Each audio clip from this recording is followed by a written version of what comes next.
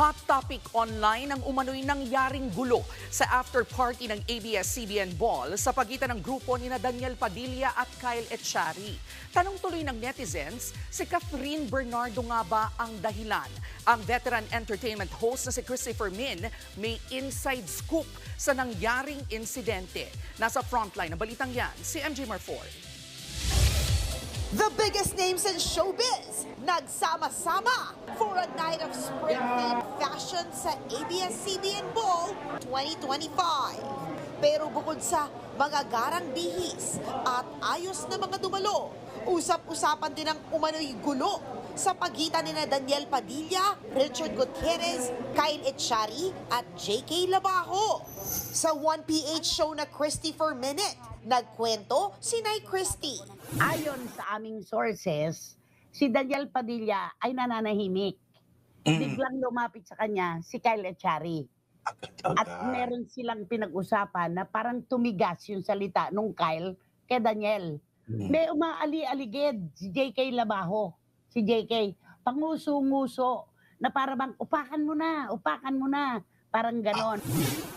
Ayon pa sa source ni Nay Christy, nakita raw ni Richard ang pag-aligid ni na JK at Kyle kay Daniel, kaya lumapit ang aktor at umawat. Pero hindi raw ito nagustuhan ni JK at hinamon si Richard ng suntukan. Nung akma na nasusugod si Richard, nagdatingan ang mga security guard at ang iba pang mga tagapamuno doon. Nang mag-akyata na raw ang lahat sa rooftop bar ng venue, dito na raw nilapitan ni JK si Richard. Nakalusot yung JK Labajo, lumapit kay Richard Gutierrez at kunwa-kunwaring nagsosorry pero pangisi-ngisi. Inaamon ulit si Richard. Di nakita niya yung gusto niyang makita. Di ba? Nasa pool siya, sa may ulo. Nasa pool siya. Ay, nagpang-abot talaga. Oo, natural na off-balance pa nga si Richard. Si Tita Annabel nga, napaupo pa. Tumakbo daw yung JK Labajo. JK Labajo, Yung sumugod talaga. Nasa gasaan niya, si Tita Annabel. Pero paglilinaw ng source ni Nay Christy, hindi raw tungkol kay Catherine ang gulo. Dahil buong gabi naman daw, na deadma lang si Daniel kay Catherine.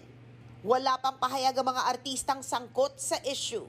Nagbabalita mula sa Frontline. MJ Marfori, News 5. Mga kapatid, ito po ang inyong K-Alaman Queen, Kalad Karen. Always remember na ang K-Alaman ay K-Yamanan. Kaya para sa latest showbiz news at dagdag impormasyon, mag-follow at mag-subscribe sa social media pages ng News 5. Okay?